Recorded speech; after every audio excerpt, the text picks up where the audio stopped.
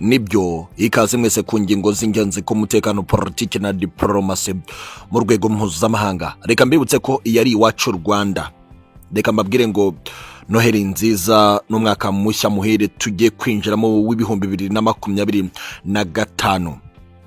Mwabanye natwe neza cyane rwose, ndakomeza kubifuriza ibihe byuzemo ibyiza byose mwifuza.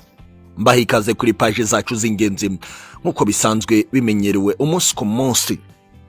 Mu kanya gato gashize tumaze kugwa ku makuru y'ubutasi akomeye cyane asohoka muri Kremlin. President y'Uburusiya ko Vladimir Putin ari guteganya ingendo mu kwezi kwa mbere ku mwaka wa 2025 ku mugabane wa Afurika.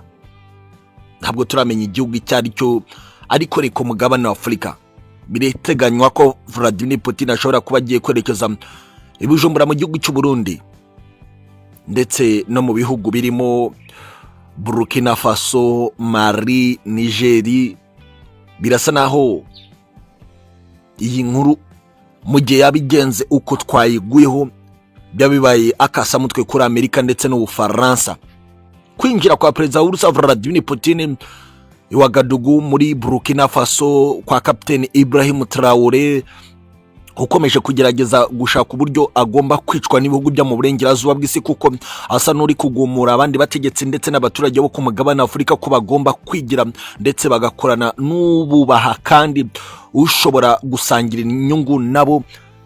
Vladimir Putin ashobora kuba agiye kumuha icyizere noneho kirambye ku gukorana byisumbuye kandi bizatanga icyizere ku mugabane wose wa Afurika. Ndetse kandi amakuru yanavugaga ko Perezida Vladimir Putin ari guteganya kuba yakerekeza Bamako muri Mali kwa General Assimi Goïta. Birasa naho uru rugendo rushobora kuza gukanga bo mu burengerazuba bw'isi bakomeje kugerageza ibitero bitandukanye byo kugira ngo Bamako ibumuyonga ndetse na General Assimi Goïta yicwe. Andi makuru nyine akanavuga ko Perezida Vladimir Putin ateganya kwerekeza Niamey muri Niger kwa General Abdurrahman Tiani. Birasa naho izi nkuru zaba zigiye gushimisha abatuye isi. Andi makuru twaguyeho gato yavugaga ko mu kwezi kwa mbere Vladimir Putin afite ingendo mpuzamahanga zikomeye cyane. Bikavuga ko Vladimir Putin nk'uwatumiwe i Burundi ashobora naho kuherekeza. Ntabwo turamenya neza mu by'ukuri ni cyo gihugu Vladimir Putin azerekezamo mu kwezi kwa mbere ku mugabane wa Afurika. Reka mbibutse ko urugendo rwa nyuma Perezida w'Uburusiya Vladimir Putin aherukamo muri uyu mwaka hanze y'igihugu cy'Uburusiya ni mu kwezi kwa 11 i Kazakhstan, ubwo yari mu nama y'umutekano ya CSTO. Ni byinshi cyane turakomeza kwibandaho kuri ingingo, kuwo twakuye amakuru y'ubutasi turakomeza twacukumburire byinshi bishobora kuza kuvamo izindi nkuru z'ingenzi kandi zikomeye.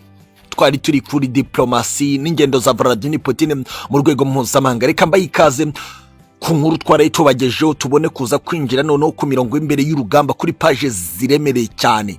Robert Fico, minisitiri w'intebe wa Slovakia, yarayaganiriye na Vladimir Putin, umutegetsi mukuru w'Uburusiya muri Kremlin mu ngoro y'umukuru w'igihugu cy'Uburusiya Presidency. Baganiriye byinshi bikomeye cyane. Urugendo rwa Robert Fico rwakangaranyije ibihugu byo mu burengerazuba bw'isi. Ati kubera iki Robert Fico yemeye kujya gura koko na Vladimir Putin muri bihe bisa nibigoye cyane. Abasesenguza ati amagambo ya Perezida Zelensky yo kwishongora kuri Slovakia katazongera kwiyemerera kunyuza gaze iva mu Burusiya ku butaka bwa Ukraine kandi byo byahagurukije Robert Fico. Amakuru ingenzi avuga ko Robert Fico yaganiriye we na Vladimir Putin gusa muri Kremlin mu biganiro byanagarutse ku mutekano ndetse n'amakimbirane ari ku butaka bwa Ukraine. Biravuga ko Robert Fico n'ubundi yakomeje gushyigikira Uburusiya bwa Vladimir Putin mu bihe bitandukanye cyane. Ati Slovakia yabanye neza n'Abarusiya, Abanyabelarus, Abanya-Ukraine mu gihe cya Leta Zunze Ubumwe z'Abasoviete, ariko mu gihe turi kwizihiza neza isabukuru y'imyaka 80 y'irangira ry'intambara ya kabiri y'isi, biragaragara ko abashobora kuba bashaka kuzana ubunazi bushya bari kongera kurema ibyo bitekerezo, kandi tugomba gufatikanya n'Uburusiya ku kurwanya icyo kibi. Aya ni amagambo bivugwa ko yavuzwe na Robert Fico ubwo yari kumwe na Vladimir Putin. Bivugwa ko ibi yabivuze mu rwego rwo kwereka Perezida Ukraine Volodymyr Zelensky ko ibyo yavuze byo kutongera kwemerera gaze y'Uburusiya kunyura ku butaka bwa Ukraine yerekeje muri Slovakia ari ukwikinisha katashobora kubikora cyane. Ndetse bivugwa ko na Vladimir Putin yemereye Robert Fico ko Uburusiya bwiteguye gukomeza kohereza gaze yabwo muri Slovakia kandi kanyura ku butaka bwa Ukraine. Ese koko Perezida Zelensky uruhande ahagazeho rushobora kuba ruzagira icyo rumufasha kukwikanyiza imbere ya Vladimir Putin cyangwa bizagenda bite? Amakuru y'ingenzi avuga ko ibintu bishobora kuba byafashe indi sura kubera ko Perezida Zelensky yabonye ko ibidashoboka ari byo bikorwa n'ubusa bwa Vladimir Putin. Twinjira kuri page z'ingenzi ku mirongo y'imbere ku rugamba. Hari amakuru twaguyeho mu ijoro yatangajwe n'ibiro ntaramakuru bya leta y'Uburusiya. Byose yavugaga ko hari itsinda ry'abacancuro b'abanya-Brazil ryamaze kumenyekana ko riri kurwanira iruhande rw'igisirikare cya Ukraine kwa Perezida Volodymyr Zelensky muri Kursk. Amwe amakuru y'ingenzi yashyizwe hanze yacitswe n'umwe mu bari muri iryo tsinda ry'abacancuro b'abanya-Brazil witwa MASHYA Wani yagize ati ku rukuta rwe rwa Instagram ati mbere nakoreshaga imbunda ya Kalashnikov, yari imbunda nziza nahawe igihe kirekire, ariko guhindura tukajya kuri Belgium made FN Minimi MK2 machine gun birimo birangora kugira ngo dukomeze guhangana n'Uburusiya. Aya magambo niyo yahise amenyekanisha ko hari abacancuro b'abanya-Brazil bari muri Kursk. Undi mugenzi we wahise asubiza ubutumwa bwe witwa John Victor wahoze ari Elite Special Force muri military police ya Rio de Janeiro muri Brazil, nawe yavuze ko rwose atanyuzwe n'imbunda y'Ababirigi.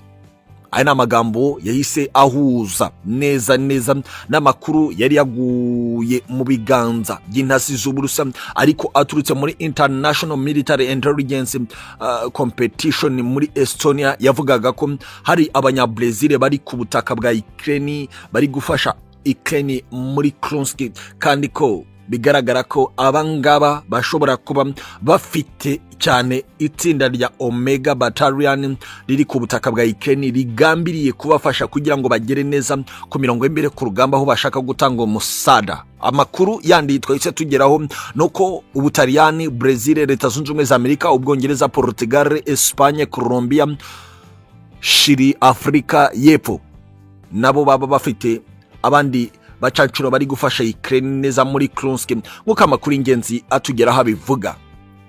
Ku rundi ruhande kandi amakuru y'ingenzi amaze gutangazwa mu kanya gato gashize ava ku mirongo y'imbere ku rugamba aravuga ko multiple launch rocket system grade 21 z'igisirikare cy'Uburusiya ziri kubombarda bikomeye cyane igisirikare cya Ukraine cy'abarwanira ku butaka cyari cyamaze kwinjira muri Donetsk y'amajyepfo. Amakuru akaganisha ku kuvuga ko nibura abarenga gati 160 bahise batakariza ubuzima nk'uko amakuru y'ingenzi atugeraho abivuga. Ku rundi ruhande Russian intelligence officers destroyed Ukrainian armed force communication equipment. Ibi byabereye muri Orlinkov ubwo igisirikare cy'Uburusiya cya batasi bakomeye cyane bakoze agatendo ko kurasa muri gace ka Orlinkov, aho byaketswe ko igisirikare cya Ukraine cyari cyamaze kwashyira uburyo bwa station za radar zishobora kubangamira ibyo Uburusiya bwateganyaga gukora, bituma Uburusiya bukora igisa n'udutendo kugujugunya misile muri ako gace ka Orlinkov kugeza ubwo Ukraine hatakarije umusada w'intwaro zashoboraga kubafasha mu bihe biri imbere cyane n'uburyo bw'ubugenzuzi bwaho ibisasu by'Uburusiya biri guturuka ndetse no kuba babona communication yoroshye idashobora kwivangwamo n'igisirikare cya Vladimir Putin. Aya ni amakuru y'ingenzi yasote mu ijoro nk'uko amakuru y'ingenzi atugera bivuga, bikavugwa ko ubu buryo bwatwitswe muri iri joro n'igisirikare cy'Uburusiya ari bwari bwoherejwe na Leta Zunze Ubumwe za Amerika kugufasha Ukraine kubona nibura intwaro zoroheje kandi zishobora gutuma urugamba rugikomeza, Ukraine itiriwe ihungabanywa bikomeye cyane nk'uko amakuru y'ingenzi atugeraho akomeza kubivuga. Ni nako kandi ku rundi ruhande andi makuru y'ingenzi kandi akomeye cyane aravuga ko Peter Sijikalito wa Hungariya yatangaje andi magambo akomeye cyane ati mu gihe Zelensky atakemera ibiganiro bigamije amahoro nk'uko natwe tubishyigikiye, kongera kujya mu nama ishyigikira ibiganiro by'amahoro na Ukraine ntibishoboka. Biragaragara ko Zelensky ashaka kugera nyine kwa nyuma wa Ukraine wishwe, tugomba kumushyigikira muri urwo rugendo rwo kurimbura igihugu cye, ntacyo dushobora kurenzaho. Ibi yabivuze mu gihe Perezida Zelensky yaramaze kohereza itsinda ry'abarwanyi barwanaho rukomeye special force y'abanya-Ukraine kujya gutambamira abasirikare b'Uburusiya bari bamaze kwinjira mu gace k'amajyepfo y'uburasirazuba bwa Poltava, aho urusaku rw'ibiturika biremereye cyane rwari rwakomeje kumvikana, bikavugwa ko igisirikare cy'Uburusiya cyari kiri kunaniza abasirikare ba Ukraine bashoboraga gufata umusada w'intwaro zari muri Poltava ngo zerekeze muri Kharkiv. Aho byavugwaga ko byari kubera muri Kharkiv byari gutuma noneho ibintu bizamba cyane kubera uwo musada w'intwaro zoherejwe n'Ubwongereza, Ubufaransa, Ubudage ndetse na Leta Zunze Ubumwe za Amerika itegetswe na Joe Biden. Aya ni amakuru y'ingenzi kandi amakuru akomeye cyane twe twamaze kugeraho. Ku rundi ruhande, andi makuru avuga ko Kiev rwagati mu rwa mukuru ndetse na Zaporizhia hamaze kujugunywa misiri 9 za Iskander M complex. Aya ni amakuru yatangajwe n'ikinyamakuru Belarus Partiza ku rukuta rwacyo rwa Telegram. Iki kinyamakuru cyavuze ko abasirikare ba Ukraine ariyo batumye Uburusiya bukora ibi bitendo kubera ko bajugunye misire za HIMARS zihagurukiye muri ibyo byerekezo bibiri, mu rwa mukuru Kiev ndetse na Zaporizhia, kandi izi misire zari zigambiriye kujya gutwika inzu zituwemo na rubanda muri Mariupol, mujyi mushya w'agatangaza wubatswe n'Uburusiya bwa Vladimir Putin nyuma y'imirwano yabaye mu mizo ya mbere y'urugamba, ubwo igisirikare cy'Uburusiya cyananizaga itsinda rya Azov Battalion rigendera ku matwara akazi ya kinazi. Icyo gihe byavuzwe ko Perezida w'Uburusiya Vladimir Putin yavuze ko uko byagenda kose Mariupol igomba kwinjira mu biganza by'Uburusiya. Biza gukunda kuba Ukraine yatangiye kugaba ibitero bya HIMARS misile z'abanyamerika, nibigaragaza ko hari undi mugambi mubi w'ubutegetsi bwa Zelensky. Aya ni amakuru ingenzi kandi amwe mu makuru ingenzi akomeje kutugeraho muri iki gitondo. Ni nako kandi dusoza twababwira ko muri iri joro rikeye igisirikare cya Ukraine cyagerageje kohereza drone zo mu bwoko bwa UAV hejuru y'ikirere cy'Uburusiya mu ntara ya Bryansk, ariko bifata ubusa kuko uburyo bw'ubwirinzi bw'Uburusiya bwasandaje butaragira icyo zikora namba. Amakuru ya nyuma dusorezaho muri studio, reka tubabwire ko umwe mu office mu gisirikare cy'Uburusiya urwana mu itsinda rya BTG Battalion Tactical Group yagize ati igisirikare cya Ukraine muri Chasovia twakinanije cyane kugeza ubwo abarenga 290 bishwe, abandi bafatwa miri, kandi turashima ko twabasanganye umusada w'intwaro zigezweho bashoboraga kuba bafite abahanga bari kubatoza uburyo zigomba gukoreshwa ku mirongo imbere ku rugamba. Uwo n'umunyago wacu kandi twatangiye kuwukoresha mu kubabaza cyane, kandi twabigezeho kuko hari icyo bifuzaga gukora twabatambamiriye kugeraho. Ibyo byose byadufashije kugira ngo izisigaye tuzijugunyemo mine abaje kuzitwara bashyane nazo, kandi nyuma y'amasaha 2 n'igice gusa tumaze kubikora. Ibyo niko byagenze. Turashima umusanzu wacu twakoze kugira ngo tubabaze umwanzi cyane. Ubu tuvugana mu gace ka Kremlinsk arumvikana intabaza ziremereye cyane, bikekwa ko hari bisasu byaba bigiye kujugunywa n'Uburusiya muri aka gace ka Kremlinsk. Bibaye inshuro ebyiri muri iki gitondo ko Uburusiya bubabaza aka gace kari mu majyepfo asatira neza umuhanda uva Ivano-Frankivsk werekeza muri Odessa. Ni byinshi cyane bikomeye turaza kubagezaho ku ngingo zitandukanye ku mutekano, politiki na diplomasi mu rwego mpuzamahanga, ariko ntabwo twasoza tutinjiye ku butaka bwa Leta Zunze Ubumwe za Amerika kwa Donald J Trump. Amakuru y'ingenzi aturukayo, uyu Donald J Trump ubwo yari Arizona yagize ati nanjye ntegereje guhura na Perezida w'Uburusiya Vladimir Putin kugira ngo dukemure amakimbirane yo ku butaka bwa Ukraine. Uyu abivuze nyuma y'uko Perezida w'Uburusiya Vladimir Putin ubwo yabazwaga ku itariki 19 ikibazo gikomeye n'umunyamakuru akabazwa icyo yabateganya kuri Donald Trump, yagize ati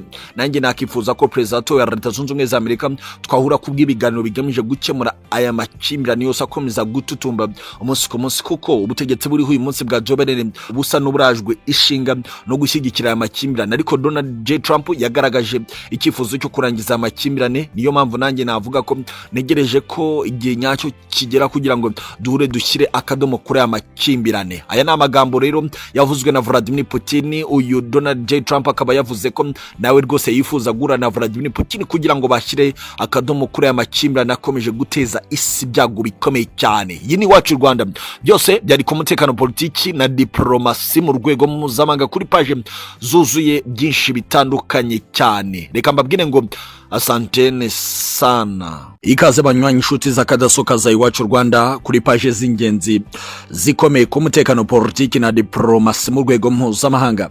Reka mbaye ikaze kuri article ikomeye cyane tugiye kwibandaho ku butasi buri kubera ku ntambara ya Ukraine n'Uburusiya bwa Vladimir Vladimirovich Putin. Tugiye kurambura page zitandukanye, ariko cyane turarambura kuri chapitre igendanye n'ubutasi bigendanye n'amakuru ari kuvugwa. Ntabwo turirukanka nkuko bisanzwe, tugiye kubagezaho amwe makuru ingenzi atugezeho aka kanya kugira ngo tubashe kubona undi mwanya wo gukomeza gukurikiranira hafi akantu ku kandi. Ubu tuvugana kandi hari amakuru y'ingenzi amaze kutugeraho avuga ko Minisitiri w'Intebe wa Slovakia Robert Fico, uyu muramuzi ko ari umutaripfana mu bihugu byo mu burengerazuba bw'isi ukunze kugaya imyitwarire y'ibihugu birimo Amerika na Ukraine ku burusa bwa Vladimir Putin. Uyu Robert Fico aka kanya ubu tuvugana ari muri Kremlin, Presidence y'Uburusa kwa Vladimir Putin, aho biri kuvuga ko ari kugirana ibiganiro bikomeye n'uyu mutegetsi utegetse Federasiyo y'Uburusa. Amwe mu makuru ingenzi atugeraho y'ubutasi avuga ko Robert Fico yageze i Moscow mu rwego rwo kugira ngo arebe igishobora gukorwa kugira ngo ibiganiro bigamije amahoro kuri Ukraine bishoboke. Bikavugwa ko Slovakia ishaka guhagarika ibigenanye n'icyaricyo cyose ku mubano na Ukraine ya Perezida Volodymyr Zelensky. Kare twe twababwiye amakuru akomeye cyane yuko mu biganiro by'abategetsi bakuru bo mu Burayi byabereye i Buruseli mu Bubiligi, Robert Fico yaganiriye na Perezida Ukraine Volodymyr Zelensky. Zelensky amubwira ko mu gihe Robert Fico yakomeza gushyira igitutu kuri Ukraine byatuma Slovakia itongera kunyuza gaze ivana mu Burusiya ku butaka bwa Ukraine. Bivugwa ko Robert Fico yabwiye Perezida Zelensky ati, nibyo koko uragerageza ibyo kunshukisha ruswa ngo ngira ibyo ntemera bitari mu ntekerezo zanjye. Hari ibindi bizakorwa kugira ngo Slovakia inyuze gaze y'Uburusiya ku butaka bwa Ukraine, kandi ni wowe uzababara cyane. Bivugwa ko Robert Fico uyu yuzura cyane na Perezida w'Uburusiya Vladimir Putin. Twagerageje gushaka amakuru ava ku muvugizi wa Kremlin, President y'Uburusiya Dmitry Peskov, tubona amwe mu makuru mato cyane agira ati, Perezida w'Uburusiya Vladimir Putin niko kuri yakiriye muri Kremlin Minisitiri w'Intebe wa Slovakia Robert Fico. Ubu akazi twavuga ko ka Vladimir Putin kari mu biganiro na Robert Fico, Minisitiri w'Intebe wa Slovakia. Amakuru y'ingenzi avuga ko Putin na Fico bari mu biganiro bikomeye cyane, umwe kuri umwe, ku buryo nta musemuzi cyangwa se undi waburi hagati yabo, ku buryo hari amakuru avuga ko ibyo barimo baraganira bishobora kuba bifite ikindi kintu gikomeye cyane kirimo kumena amabanga bamwe mu bakuru b'ibihugu byo mu burengerazuba bw'isi. Bikavugwa ko iyi Slovakia iyobowe na Robert Fico, niba mwibuka neza, bigeze kumuhusha umunsi bashakaga kumwivugana. Icyo gihe hari amakuru yavugaga ko ari intasi z'abanyamerika cyangwa se z'abanya-Ukraine zari zigambiriye kugira ngo ave mu nzira, kuko bakomeje kubona ko Slovakia ayoboye ikomeje kuba intambamye ku bigenanye no gushyigikirwa ku bihugu byinshi byo mu burengerazuba bw'isi kugira ngo bakomeze bahangane n'Uburusiya bwa Vladimir Putin. Andi makuru avuga ko uru ruzinduko rutigeze ruvugwaho byinshi cyane kwerekeza i Moscow kwa Robert Fico, kubera ko hatinywaga kuba indege yagendamo cyangwa se gari ya moshi yagendamo kugira ngo afate indege yamwinjiza ku butaka bwa Vladimir Putin ishobora guhura n'ikibazo cy'umutekano, ndetse akaba yanategerwa mu nzira bigenanye nuko asigaye akora ingendo zifite icyo zivuze cyane ku buzima bw'igihugu cya Slovakia. Amakuru ingenzi atugeraho kandi ashimangira ko Leta Zunze Ubumwe za Amerika ndetse n'ubutegetsi bwa Zelensky basa n'abajiginywe cyane kubera ko batifuzaga uru ruzinduko rw'akazi, kubera ko bivugwa ko Robert Fico na Slovakia ye ari intambamye y'iyinjira ry'intwaro zimwe na zimwe zinjirira mu burengerazuba bwa Ukraine, kuko bivugwa ko intasi za Slovakia zaba zitanga amakuru menshi cyane ku Burusiya bwa Vladimir Putin, ari naho hava umugambi wuzuye kandi ugerwaho w'Uburusiya ku gutwika intwaro nyinshi zinyura mu gice cy'uburengerazuba bwa Ukraine, cyane cyane mu gace ka Lviv cyangwa se Ivano-Frankivsk nk'uko amakuru y'ingenzi atugeraho abivuga.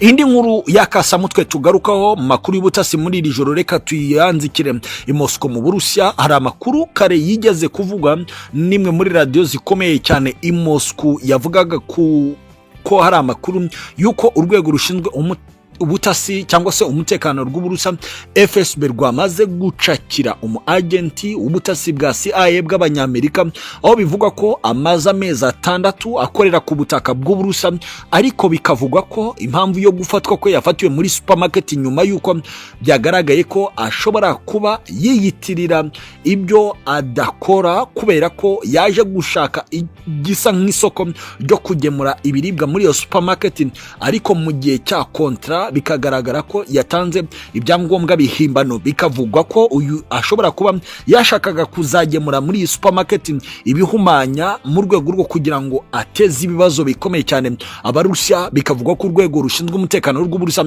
rwamaze kumucakira. Aya makuru turakomeza tuyagendera nono tumenye niki cyabaye kuri uyu agent bivugwa ko ari wa CIA, ubutasi bwo mahanga bw'abanyamerika. Tuze kubagezaho andi makuru y'indani akomeye araza kuba tugeraho, ariko kandi reka twingire mu zindi nkuru z'ubutasi zikomeye cyane bigendanye n'amasoko dukuraho aya makuru. Mu kanya gato gashize hari amakuru yagiye hanze avuga ko Perezida Ukraine Volodymyr Zelensky uyu munsi yagiranye ibiganiro bikomeye na bamwe mu b'ingenzi mu rwego rushinzwe umutekano rwa Ukraine. Bikavugwa ko kandi yahejeje hanze y'icyumba cyaberagamo iyi nama Minisitiri w'Ingabo Rustem Umerov, uwo bikekwa kuba ashobora kuba atifuzwe na Zelensky iruhande rwe, kubera ko hari amakuru y'imanga bivuga ko yaba anyuzwaho n'ibihugu by'amahanga bidashaka gukomeza gushyigikira Zelensky kugira ngo Minisiteri y'Ingabo ya Ukraine ibe yamunaniza mu buryo bumwe cyangwa ubundi kugira ngo atagera ku ntsinzi yifuza we nka Perezida Zelensky, ahubwo bikavugwa ko yaba ari ubugambanyi aba bamukorerwa,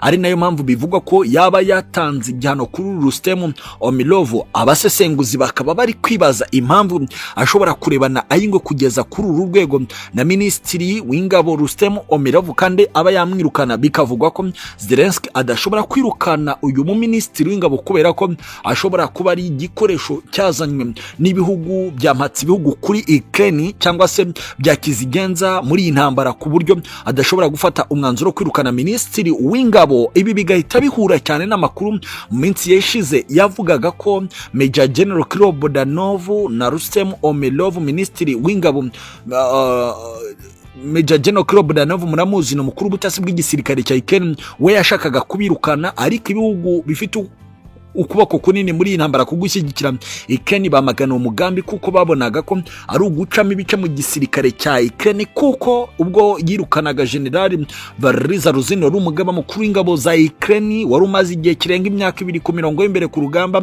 anagena amayeri meza yakomezaga kunaniza Uburusiya bashwanye, akamuseza mu gisirikare cya Ukraine, aho yashinjaga uyu Valeri Ruzino kuba ashaka ahubwo kuzamwica agasigarana ubutegetsi. Bikavugwa ko yamugize ambasaderi wa Ukraine mu Bwongereza nk'umugambi wo gutegurira ibyo bihugu kwitonda kugira ngo batafata undi bashobora kugira ibikoresho byabo bagashaka kumwikiza, ariko bakoresheje abamuzengurutse. Bikavugwa ko ari no muri uyu mugambi Zelensky atifuza cyane gukomeza kubona iruhande rwe Rustem Umerov Minisitiri w'Ingabo wa Ukraine nk'uko amakuru ingenzi atugeraho abivuga. Gusa ku rundi ruhande hari amakuru y'ubutasi avuga ko Perezida Zelensky ubwo yahuraga na bamwe mu rubyiruko rwa Ukraine uyu munsi yababwiye ati mufite gutekereza ibintu bibiri: kubura igihugu cyanyu cya Ukraine cyangwa se ku myaka yanyu 18 mukinjira mu gisirikare.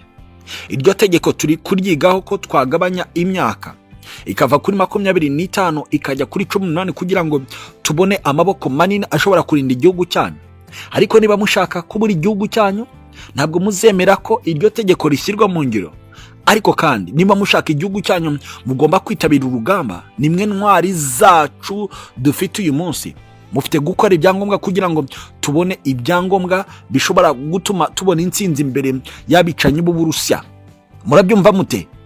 Aya ni amagambo atugeraho ava Imalinski mu ngoro y'umukuru w'igihugu cya Ukraine kwa Perezida Volodymyr Zelensky ku muhanda wa Bonkava. Aya ni amakuru y'ingenzi akomeye cyane. Ku rundi ruhande kandi hari amakuru amaze kutugeraho avuga ko muri Pentagon, Minisiteri y'Ingabo ya Leta Zunze Ubumwe za Amerika, bamaze kubona inzira ya bamwe mu basirikare ba Ukraine bakuru banyuzamo intwaro zinjizwa nk'umusada w'ibihugu byo mu burengerazuba bw'isi. Uwo musada ukanyerezwa n'abasirikare bakuru bivuga ko barimo n'abandi banyapolitiki bakomeye mu gihugu cya Ukraine, ukerekezwa mu bihugu by'amahanga unyujijwe muri Romania ndetse na Moldova.